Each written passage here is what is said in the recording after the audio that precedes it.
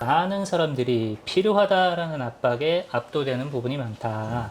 자, 나는 지금 이게 필요해. 그래야 다음 단계로 나아갈 수 있어라든지, 가볍게는 나는 이 물건을 꼭 사야 해.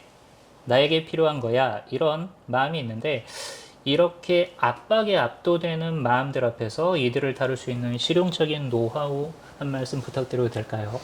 역시 질문이 어려워. 질문이 이게 어려운 질문인데, 뭐 어쨌든 제 이야기를 하면 되니까, 저는 사실 필요에 살고 있어요. 저는 필요에 따라 살지, 욕심 따라 살지는 않거든요. 제가 요즘 어디 가서 늘 우리 개질소충하자라는 말을 하거든요. 개처럼 즐겁게, 소처럼 충실하게. 자, 소를 보면, 소는 배고프면 풀을 뜯고, 배부르면 그만두거든요. 근데 인간은 어떻게 하냐? 배고프면 풀을 뜯고 배불러도 더 먹거든. 그게 뭐냐면 필요에 따라 먹는 게 아니라 욕심에 따라 먹는 거거든요. 그 말은 우리 인간은 절대로 욕구대로 못 살아. 욕구에 집착을 담아서 욕망대로 살고 있거든요. 그래서 그 욕망대로 살게 되면 반드시 그 욕망이라는 것은 분노와 괴로움을 만들거든요. 왜냐하면 이 집착이 생겼을 때 이게 이루어지지 않으면 굉장히 화가 나. 그리고 이게 반복되다 보면 이게 안 이루어지면 어떡하지라는 두려움과 괴로움이 생기는 것 같아. 그래서 우리가 항상 어떤 집착을 하고 욕망을 하게 되면 반드시 분노하게 되는데 이 집착과 욕망과 분노는 세트라는 것을 모르는 거야. 그래서 이 탐욕이라는 거 그리고 분노라는 거 그걸 모른다는 거 이게 우리가 알고 있는 탐진치라는 거잖아요. 탐욕과 분노와 모른다는 거. 근데 이 인간이 가진 이 삼독을 욕망을 통해서 일으키는 건데 그 욕망이 결국에는 필요에 따라 살지 않고 욕심 따라 살기 때문에 그런 것 같아요.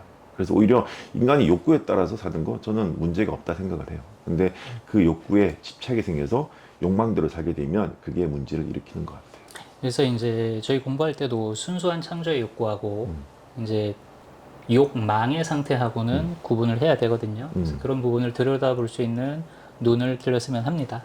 맞아요. 모든 분들이. 자, 그리고 이제 또 많은 분들이 또 이제 궁금해 하시는 질문 주제예요. 자, 출간하신 책에 대한 이야기. 첫 번째 저서부터 신간까지 어떤 책이며 무엇에 중심을 두고 집필을 하셨는지 설명 부탁드려도 될까요? 이번에 나온 책이 나는 나의 20살을 가장 존중한다라는 책인데 사실 제가 마음 공부를 처음 시작했던 시기가 20살이었고 그때 이 알미라는 게 생기면서 이 알미 나의 삶으로 연결이 되었잖아요. 그래서 그때 그 알을 가진 이 친구가 너무 대견스러운 거야. 그래서 그 친구에 대한 오마주로서 이 책을 쓰게 되었고 그때부터 제가 어떤 과정을 통해서 여기까지 왔는지에 대해서 나의 어떤 삶의 스토리 플러스 나의 삶의 스토리를 담은 책이라고 생각하시면 돼요.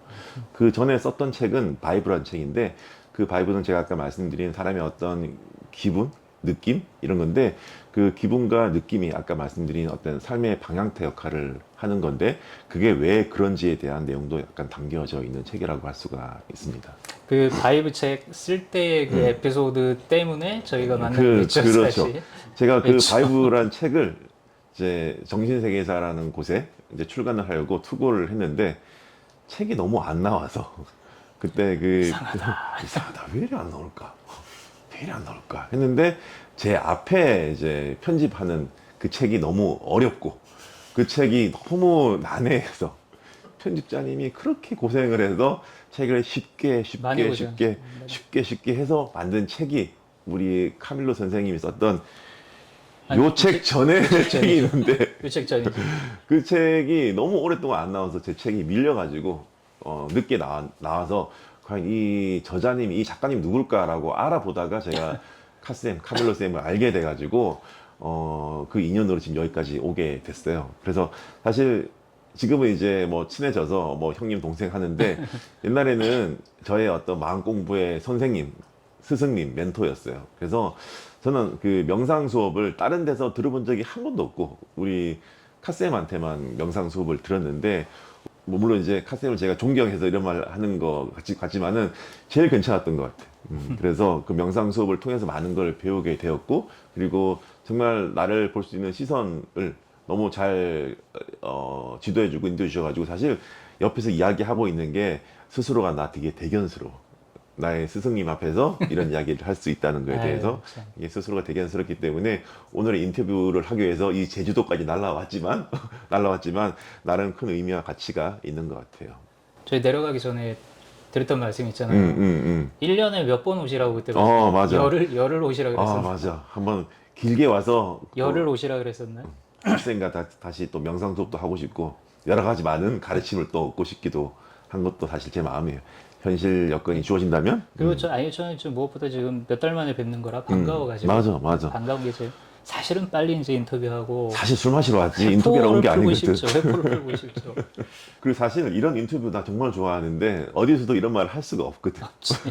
할 수가 없고 이런 말 하고 있으면 PD님이 작가님이 원장님 스탑 스탑 그거 너무 넘어갔다 이러기 때문에 이런 말 못하다가 이런 데 와서 진짜 마음껏 하고 있어가지고 너무 기분이 좋은 것 같아. 이따가 또 밥 먹으면서 또 먹었어? 한껏 하시고. 너무 편하게 말하고 있어. 그러니까요. 좋습니다. 아주 좋습니다. 그렇다면 이 책은 결국에 나의 20살, 그러니까 20살 때의 나에게 보내는 어떤 그렇죠. 건네는 말이네요. 맞습니다. 사실.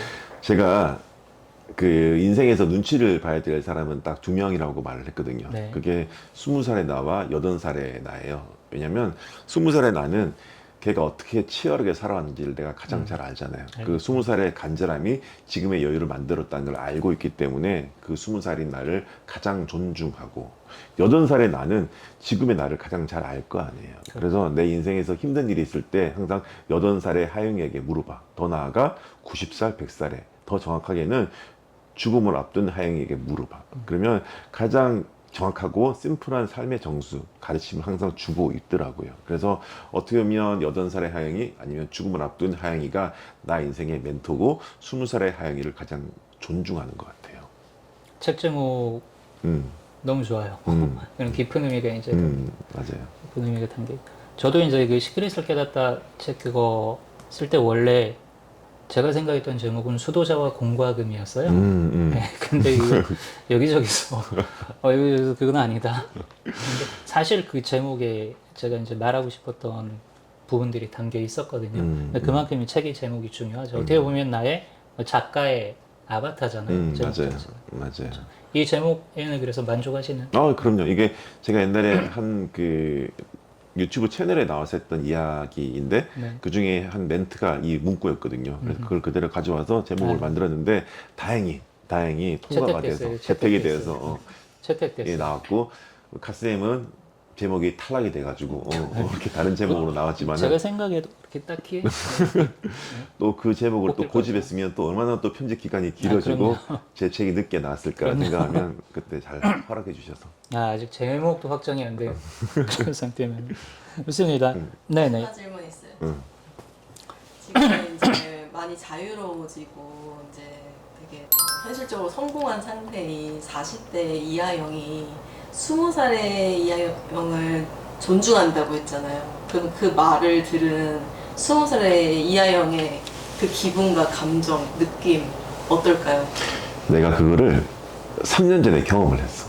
3년 전에 내가 꿈을 꿨는데 내가 20살 고시원에서 공부를 할 때 독서실에서 공부를 했는데 그 독서실이 내가 4년간 공부했던 그 자리가 있어요. 근데 내가 꿈을 꿨는데 눈을 떴는데 그 독서실이 보이는 거야. 그러면서 갑작스럽게 내가 꿈을 꾸고 있구나라는 자각을 하기 시작했어요. 그래서 그 친구한테 가서 정말 해주고 싶었던 말들이 있었잖아요.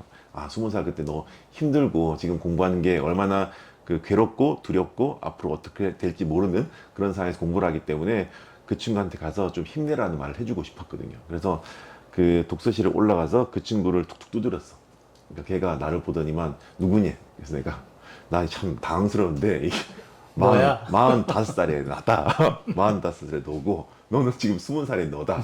나도 지금 상황이 뭐 이해가 안 되지만 어쨌든 그런 상황이니까 어쨌든 내가 너한테 말을 해줄게. 그거 계속 가라는 거야. 자기 공부한다 이상한 아저씨 왔다 그래. 근데 진짜 들어라. 내가 너한테 해주고 싶은 말은 네가 이렇게 열심히 공부하고 두렵고 괴롭지만은 네가 45세가 되었을 때 네가 원했던 그 모든 것들이 다 이루어져 있으니까 편안한 마음을 가지고 공부해라. 그 말 나 너무 해주고 싶었거든. 근데 그 말을 해준 거야 꿈에서. 그래서 내가 너무 기분 좋게 가려고 했거든. 근데 걔가 딱 내 손을 잡았어. 그러면서 걔가 뭐랬냐면, 응, 알고 있어. 그러는 거야. 그때 나 알았지. 아, 나 20살 때도 알고 있었구나. 그래서 그때, 나 그 20살이 너무 존중스러운 거야. 그때 알고 있었던 그 친구. 그거를 꿈에서도 확인할 수 있었기 때문에 나는 지금의 이 책을 쓰면서도 막 그때 그 꿈이 막 생각이 나고 그때 공부했던 모습이 막 떠오르는 거예요. 그래서 그런 그 재수할 때 이야기도 책에 막 넣었던 것 같아요. 그렇죠. 음. 또 모르시는 분들이 있을 것 같은데, 이제 지금은 직업이 의사시니까, 근데 원래는 그게 아니셨잖아요. 맞아요. 그렇죠? 저는 그 말씀. 원래는 공대를 다녔어요. 공대 다니다가 포항공대 기획과를 다니다가 제가 그때 연극을 하면서 의사 역할을 했는데 의사 역할을 한 3개월 하니까 의사의 말을 하고 의사의 행동을 하잖아요. 근데 그거를 3개월간 계속 하다 보면 이 행동에 관성이 생겨. 그 말은 뭐냐면 똑같은 행동을 계속하고 똑같은 말을 물론 연습을 하니까 대본을 연습하니까 그 행동에 관성이 생기게 되면 그 행동을 만드는 생각에 관성이 생겨. 그러면 나는 이러이러한 사람이다라는 생각이 내 마음에 딱 각인이 돼버려. 그러면 그 각인된 그 마음이 정말 무의식의 마음이 현실을 만드는데 내가 한 거는 그 마음에 각인된 생각을 따라갔을 뿐이에요. 그러다 보니까 난 의사가 돼버린 거야. 그래서 뭐 사람들마다 뭐 자신의 무의식의 경험이 다양하겠지만은 저는 참 그런 다양한 무의식 경험을 하면서 제 인생이 바뀌는 걸 경험해 봤기 때문에 이 마음의 힘, 무의식의 힘을 정말 맹신? 너무 신뢰하고 있는 것 같아요. 맹신이 아니죠. 체험이 있기 때문에. 그렇죠. 맹신. 그거는 믿음이 아니고 진짜 아는 것 같아요. 그냥 눈먼 믿음이 아니에요. 그렇게 알고 있는 것 같아요. 마음이 납득하는 것 같아요. 그러니까 우리가 이런 거 있잖아요. 마음 공부를 하시는 분들 중에서 마음 공부 도사라고 하시는 분들, 뭐 정말 마음 공부 관련된 책도 정말 많이 읽고 책도 많이 쓰시는 분들도 많은데 가끔 이야기를 해보면 그분들은 정말 삶의 정수라 불리는 그런 지혜의 지식이 많은 사람들인 것 같아요. 근데 우리가 지식이라는 것은 머리로 이해하는 거거든요. 지식과 정보를 취득해서 머리에 기억된 거를 사실은 우리 몸으로 경험을 통해서 체득해야 돼. 머리로 취득한 것을 몸으로 체득하게 되면 그 체득된 경험이 계속 일어나다 보면 우리 마음이 납득할 때가 있어요. 마음의 알무로 넘어가게 되는데 그게 취득과 체득과 납득을 통해서 그 납득이 쌓여가는 증득이 우리 마음이 바뀌는 과정이거든요. 그래서 마음이 알게 될 때 나도 모르게 생각을 하게 되고 몸이 변하는 거지 이 지혜에 대한 지식이 많이 쌓인다고 삶이 바뀌는 게 아닌 것 같아요. 왜? 알미 바뀌지 않기 때문에. 알미라는 게 삶으로 바뀌는 거지 우리의 지식이 삶을 바꿔주는 거는 아닌 것 같아요. 오히려 이제 또 지식 때문에 힘든 사람도 있거든요. 예, 그럴 아는 수 게 너무 있어요. 많아가지고 그럴 수도 있을 것 더 같아요. 이제 계속 충돌을. 이렇게 그런 경우도 많아요. 음. 아까 이제 말씀하셨던 그 연극에서 의사 배역 맡으셨던 거 있잖아요. 이제 그 일종의 이런 일들도 있잖아요. 가수분들 같은 경우에 평생 동안 어떤 노래 한 곡 이제 막 부릅니다. 그래서 부를 때마다 그 인물이 되어가지고 노래를 부르다 보면 그 가수 인생은 그 사람이 부른 노래 그걸 뭐 따라간다. 뭐 이런 말도 있어요. 그냥 그만큼 이제 이입이 되어가지고 동일시가 되어서 하다가 보면 잠자의 시간에서 그것이 각성이 되거든요. 각성되면서 그것이 나다라고 각인이 되면은 이제 그쪽 트랙이 열리게 되는 거죠. 그런 것 같아요. 그걸 갖더니 좀 몸소 체험을 하신 거예요. 맞아요. 그러다 보니까 인생의 모든 것들은 내가 생각을 하고 내가 계획을 하지만은 결과는 세상이 만들어주는 것 같아요. 그러다 보니까 아까 말씀하신 그런 마음이 만드는 현실, 마음이 만드는 세상 이런 것들이 결국에 될 때가 되어서 되었을 뿐이지 내가 원해서 된 게 아닌 것 같아요. 오히려 세상이 원해서 지금의 모습이 만들어지는 것 같아요. 감사할 뿐이죠. 감사할 뿐이죠. 감사할 뿐이죠. 그러면 더 감사하게 돼. 그러면 또 감탄하고 감사하고 감동하고. 감동하게 되는 것 같아. 가끔 저한테 아니 원장님 왜 그렇게 명품 좋아하세요? 라는 이야기를 많이 하거든요. 그럼 나 항상 그래. 명품은 나는 자랑하려고 사는 게 아니라 내 안에 있는 내 내면의 풍요를 즐기는 과정이다라는 말을 되게 많이 해요. 근데 사람들은 명품을 왜 사냐면 자신의 어떤 결핍감을 내면의 결핍감을 외부의 풍적으로 이제 감추려고 하는 경우가 대부분 많거든요. 그래서 그런 사람들은 그걸 사가지고 남들한테 자랑하잖아. 자랑해야지만이 사람들의 관심을 받고 사람들의 위로를 얻고 그럼으로써 내 내면의 결핍을 그 사람들의 관심과 그 사람들의 어떤 그런 시기라든지 오히려 질투를 통해서 그거를 채우려고 한단 말이에요. 근데 오히려 그러면 그럴수록 자신의 내면의 결핍이 더 커지는 것 같아. 근데 난 좀 다른 것 같아. 나는 명품을 사서 그거를 뭐 자랑하려고 내가 이 부자인 척 하려고 하는 게 아니라 내 내면에 있는 어떤 그 풍요로움, 그게 드러나는 과정. 그러니까 내가 생각하는 명품이라는 것은 백화점에 있는 비싸고 뭐 럭셔리한 이런 게 아니라 내가 20대 때 가지지 못한 거, 내가 30대 때 가지지 못한 거, 내가 40대 때, 내가 작년에 가지 못했던 거를 가진다는 거. 그 느낌이 어떻게 보면 내가 경제적인 어떤 자유로 가는 트랙이 있구나라는 걸 알게 되는 그런, 그걸 증거 삼아서 내가 내 내면의 즐거움을 내가 그리고 경제적 자유로 가는 길에 있음을 알게 해주는 그런 증거물이라는 생각에 저는 그걸 즐기는 목적으로 사는 거예요. 그래서 척하지 않고 저는 그냥 즐기는 것 같아요. 이게 왜곡된 플렉스에 대해서 조금 이제 그 키워드가 닿거든요. 그렇죠? 사람들이 이제 명품에 대한 가치를 자신의 결핍을, 내면의 결핍을 채우기 위한 화려한 포장지로 많이 활용을 하거든요. 그렇죠. 근데 사실 명품이라는 것은 그 내면의 풍요가 현실의 풍족을 만들었는데 그 풍족을 만든 내면에 대해서 감사해 하면서 그 감사를 즐기는 과정이 명품을 즐기는 거라고 저는 생각을 해요. 그래서 어떻게 보면 명품이라는 그 가치는, 명품은 부정적이지도 않고 긍정적이지도 않은데 거기에 대중은 부정성의 시선을 담고 저는 긍정성의 시선을 담는 거예요. 그냥 나는 명품을 보면서 나의 어떤 경제적 자유의 트랙이 보이는 거고 그들에게는 어떤 내면의 어떤 결핍, 그 결핍을 가리기 위한 어떤 화려한 포장지로서 명품을 활용하는 것 같다는 생각이 들었어요.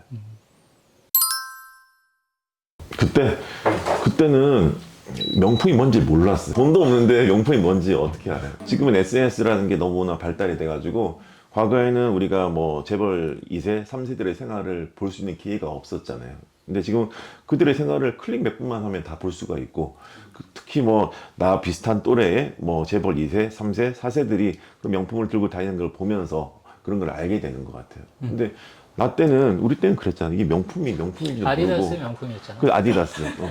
그리고 리복. 뭐 그런 것들이 명품이었고 사실 그런 것들은 나와 다른 사람들이 입는 거라는 생각을 많이 했어요. 그래서 나는 저런 걸 왜 사는지도 몰랐어. 나 때 되게 명품 중에 명품이 뭐였냐면 인터쿨, 뭐 말해도 되나? 그런 게 뭐 말해도 되지? 인터쿨이라는 게 있어. 인터쿨, 게스, 캘빈 클라인, 마리떼 프랑스와 저버.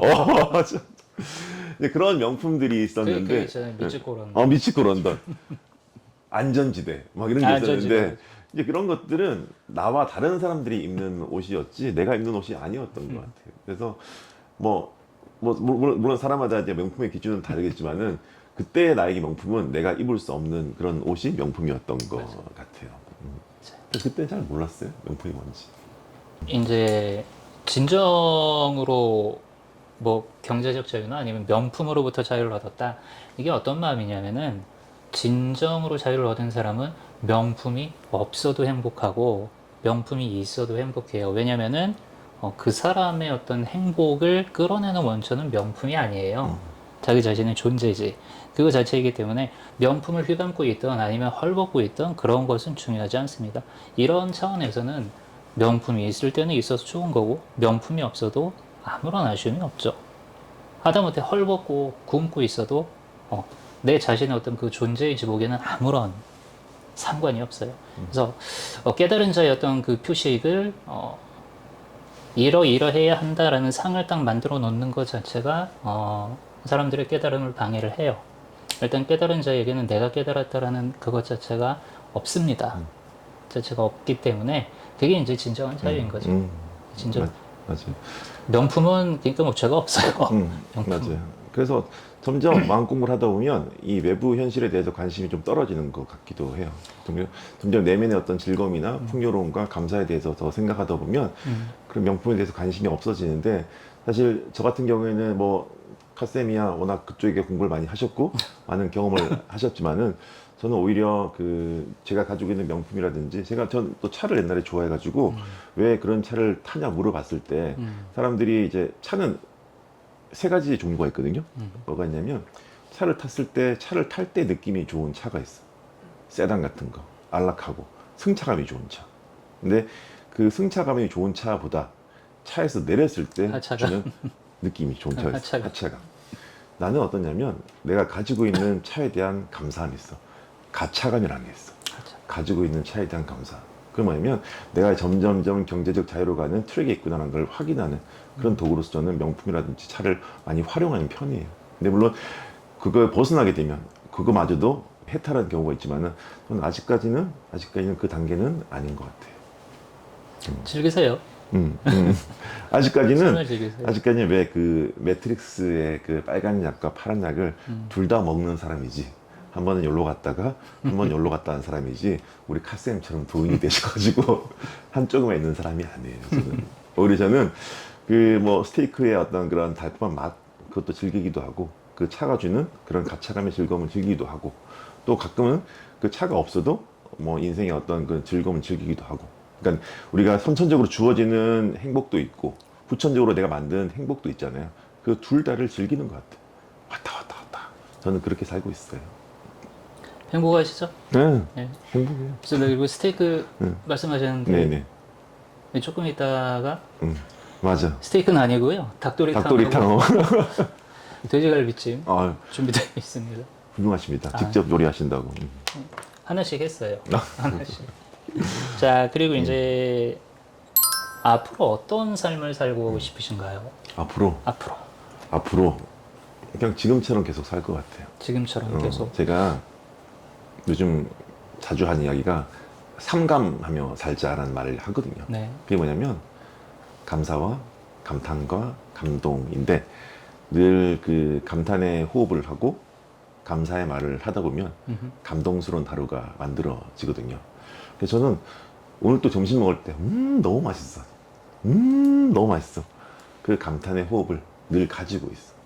그러면서 그 감탄의 호흡을 가지고 있으면 그 자리를 만들어준 사람한테 감사하게 돼. 감사가 뭐냐면 우리 자긍, 타긍, 세긍이라 그러거든요. 자신을 긍정하고 타인을 긍정하고 세상을 긍정하는 힘이 감사인 것 같아요. 그리고 감사하고 감탄하면 감동한 하루가 펼쳐져. 그 감동이라는 거는 그냥 나 오늘 감동스러운 하루를 보냈다 이게 아니라 뭐냐면 느낄 감자에 움직일 동자예요. 굿 바이브가 내 세상을 움직여주는 과정에 있는 거예요. 그래서 우리가 삼감하게 되면 그 삼감과 함께하는 인생을 살 수밖에 없는 이유는 그 기분이라는 게 어떤 삶의 방향타 역할을 하게 되는데 우리가 감사하고 감탄하고 감동하게 되면 우리에게 좋은 기분이 생기게 되고 그 좋은 기분이 인생을 굉장히 설레게 하는 거고 이 설렘을 안고 세상을 살아갈 때 인생은 꽤 훌륭하게 펼쳐지는 것 같아요. 이게 또 작년에 시작했던 멤버십 라이브 명상 첫 번째 6월달의 주제가 매주 이렇게 해서 3주 진행되는데 감사, 감탄, 감동이었습니다. 상감하는 거. 상감하는 거. 앞으로도 계속 그렇게 살 것 같아요. 네. 늘 음식 먹으면서 맛있다 하면서 아까 많이 드셨다며 그래서 너무 많이 먹어가지고 저녁 먹어야 되는데 걱정이네. 좀 살짝 힘주고 계셔야 돼요. 맛이 없을 경우에는 어떻게 하시나요? 그래도 맛있어. 그러면 이따가 연기 잘 부탁드립니다. 더 맛있게 느껴지는 것 같아. 감탄하는 순간 더 맛있게 느껴지는 맛있게 것 같아. 느껴져요. 존재 상태의 확장이 감탄이죠.